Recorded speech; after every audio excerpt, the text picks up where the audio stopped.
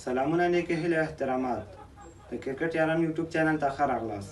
څو شېبې وړاندې آی سی سی یا د کرکټ نړیوالې شورا د اسیا کپ لوبو مهالویش اعلان کړ چې لومړۍ لوبه د سریلانکا او افغانستان ترمنځ د اګست په 28مه د دوبۍ نړیوال کرکټ لوبغالي کې ترسره کیږي.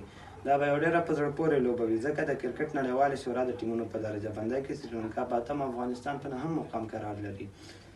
افغانستان خپله دویمه لوبه د بنګلادیش لوبډلې خلاف ترسره کوي. تمه ده چې افغانستان په دې لوبه کې بریا خپله کړي ځکه افغانستان بنګلادیش لوبډلې ته په شلوریزو لوبو کې په وار وار ماتې ورکړې ده.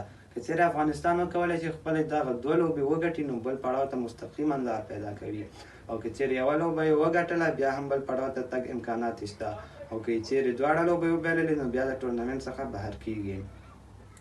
اسیا کپ چې ټولې پکې شپږ لوبډلې شاملې دي په دوه ګروپونو ویشل شوي دي. الف ګروپ کې د هندوستان، پاکستان او یوه بله لوبډله چې کوالیفایر راوند څخه ورته لار پیدا کوي موجودې دي، او بی ګروپ کې د افغانستان، سریلانکا او بنګلادیش لوبډلې شاملې دي. د اسیا کپ تر ټولو مهمه او جالبه لوبه به د هندوستان او پاکستان ترمنځ وي چې زیات مینوال ورته په انتظار دي. دا لوبه د اګست په 28مه د دوبۍ نړیوال کرکټ لوبغالي کې ترسره کیږي. اسیا کپ د لومړي ځل لپاره په 1940 کال کې ترسره شوی او تر دې مهاله پورې دوام لري. تر اوسه پورې هندوستان 5 ځلې، سریلانکا 5 ځلې او پاکستان 2 ځلې د دې کپ اتلولي ترلاسه کړې ده. افغانستان او بنګلادیش بیا هغه لوبډلې دي چې دې کپ اتلولۍ په ترلاسه کولو نه دي بریالي شوي. ستاسو په نظر دا ځل به کومه لوبډله په دې وتوانېږي چې یاد کپ خپل کړي؟ خپل نظرونه راسره د کمنټ په برخه کې شریک کړئ.